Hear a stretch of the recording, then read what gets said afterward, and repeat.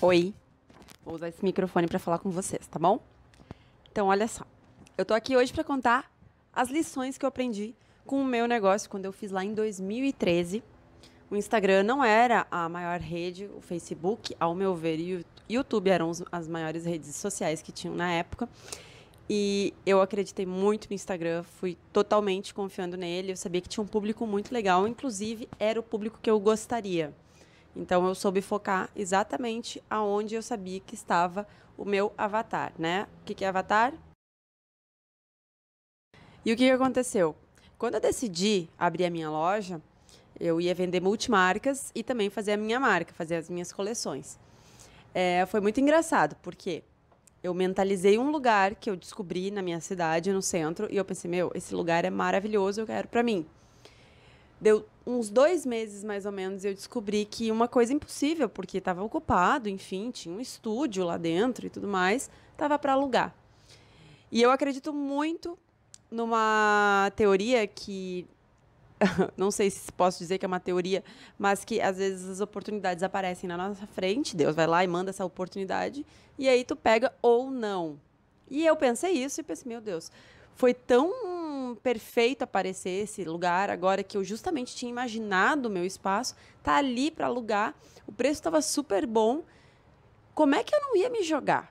Isso, na verdade, impulsionou muito para eu começar ali e deu uma sorte assim muito grande de, claro, meus pais já trabalham com isso faz 40 anos, então eu tinha habilidade, digamos assim, para entender do ramo.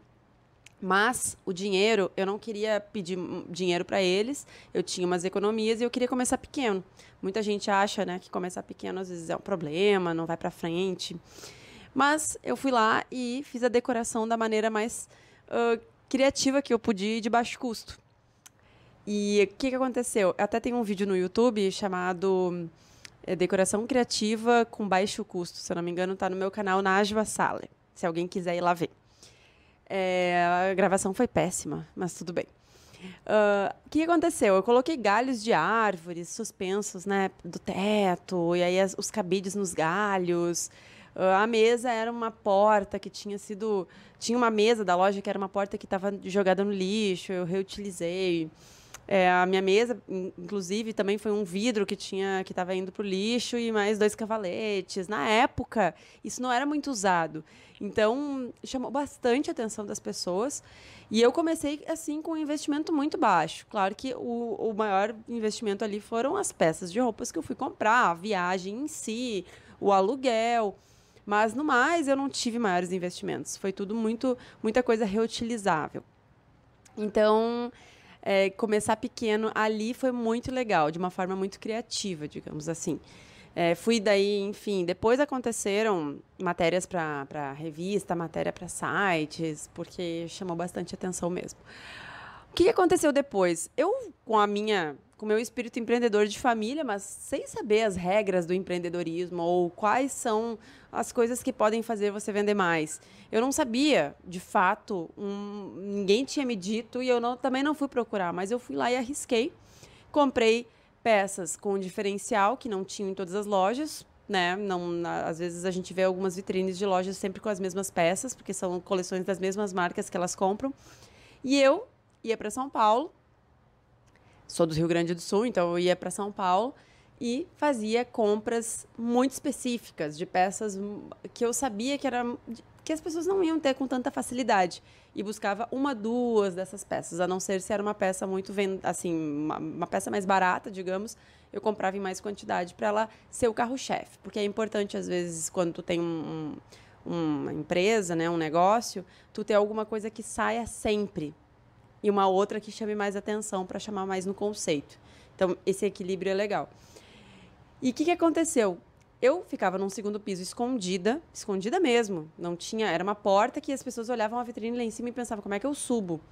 Mas 2 semanas sem vender nada, chorei horrores, litros e litros em casa. Depois disso, veio a primeira cliente, comprou muito bem. Eu fiz foto e comecei a colocar no Instagram. Mas eu já comecei a fazer fotos, na verdade, e pôr da decoração no Instagram e no Facebook na época. As pessoas começaram a ficar curiosas quem era do meu círculo, porque foi assim que eu comecei. E aí, Quando a primeira comprou, falou para a segunda lá, veio a segunda, e aí comecei a fazer o quê? Uma coisa que hoje eu chamo, no curso, por exemplo, é um gatilho mental chamado de prova social, que quando as pessoas veem outras pessoas indo e gostando, ela se sente, ela tende a ir também, porque ela quer aquilo também, como se fosse uma comunidade. Numa comunidade, todo mundo acaba fazendo a mesma coisa. Isso é meio que automático, né? Então, eu fazia foto das pessoas que iam lá sempre, independente de quem fosse. Eu pedia, posso tirar uma foto tua com a sacolinha? Tirava e dizia, cliente tal chegou hoje aqui, ou obrigada pela presença, e sempre colocava isso no Facebook e no Instagram. Então, o Instagram da loja era sempre cheio de clientes aparecendo, com fotinhos com a sacolinha saindo, felizes. E elas falavam por aí da loja, enfim, chegava mais clientes por indicação. Para aumentar essa indicação, já que eu ficava num segundo piso, então eu não tinha como ser aquela loja que fica com a porta aberta e todo mundo entra quando quer, eu ofereci que cada pessoa que indicasse uma amiga ganhasse R$ 15 de desconto numa peça na próxima compra. E aí, isso também fez com que algumas se empolgassem, claro, e começassem a fazer essas indicações. Elas amavam a loja já e um desconto para elas, sabendo que era um lugar certo que elas iam comprar, era super lucrativo para elas, né? Uma coisa que eu não comentei, inclusive, foi que no começo, para eu testar a ideia, para saber se o logotipo estava legal, tudo mais, eu que no começo fiz, na verdade, a ideia do logotipo, eu montei, eu sou muito da criação, então para mim tudo é montado por mim.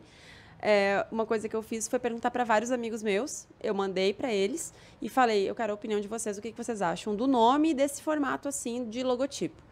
E aí tinha gente que era da publicidade, que me deu seu parecer, teve amigos meus que me conheciam pelo estilo, já sabiam o que poderia ser, que teria a ver comigo ou não. E isso foi uma ajuda incrível, incrível no começo para eu ter esse norte também. Então, esse é um ponto importante a se falar, antes de continuar. Agora, seguindo nas estratégias, quando chegou janeiro, que é um mês que vende muito pouco, mas que pode aumentar por causa de liquidação, eu fiz, por exemplo, uma estratégia de vender 2 peças, sendo que a segunda saía por R$ 1. As pessoas ficavam incrivelmente loucas. Como assim? Uma peça por R$ 1? Mas se vocês forem pensar na estratégia, 2 peças com R$ 1, ela equivale, na verdade, ao quê? A 50% de desconto.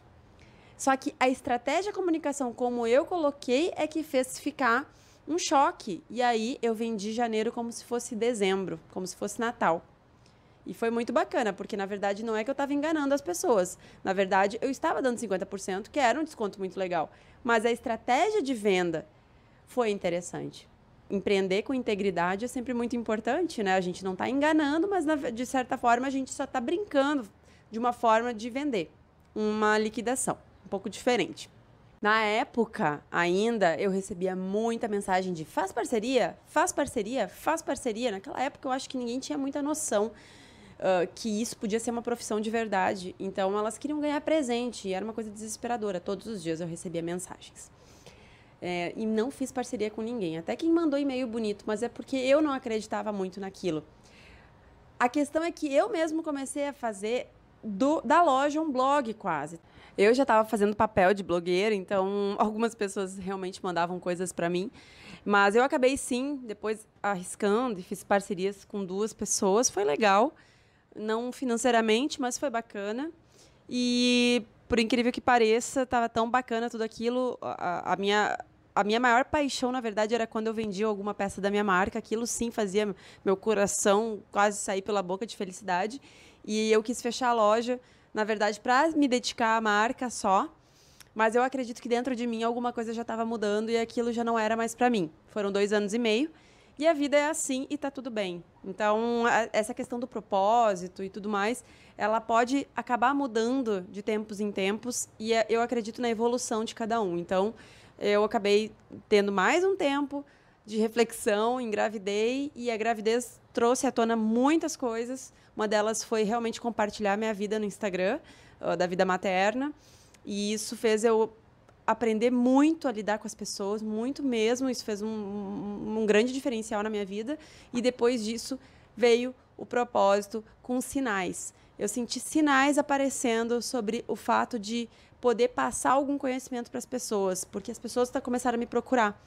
E pessoas começaram a me indicar, sem eu trabalhar com isso. E eu comecei a falar para essas pessoas coisas que, quando eu via, olhava para mim mesmo e pensava, nossa, eu estou argumentando tão bem o que elas estão me pedindo. Será que eu não posso ajudar mesmo de forma profissional? Então, foram sinais que foram acontecendo e, na verdade, aprender sobre o fato de ter um propósito, fazer o que se ama, ter um propósito, eu acho que muda tudo, porque tu muda a tua energia e direciona ela. E as coisas são atraídas por isso. Então, a minha mensagem de hoje é essa. Eu quero que, de qualquer maneira, se for difícil encontrar o que está buscando dentro de ti, for difícil, realmente, pelo menos, tu já está direcionada, pelo menos está pronta para observar os sinais. E uma hora vem. Certo? Espero que vocês tenham gostado da minha experiência. Eu não sei se eu esqueci de alguma coisa, eu acredito que não. Enfim, espero que tenha ajudado.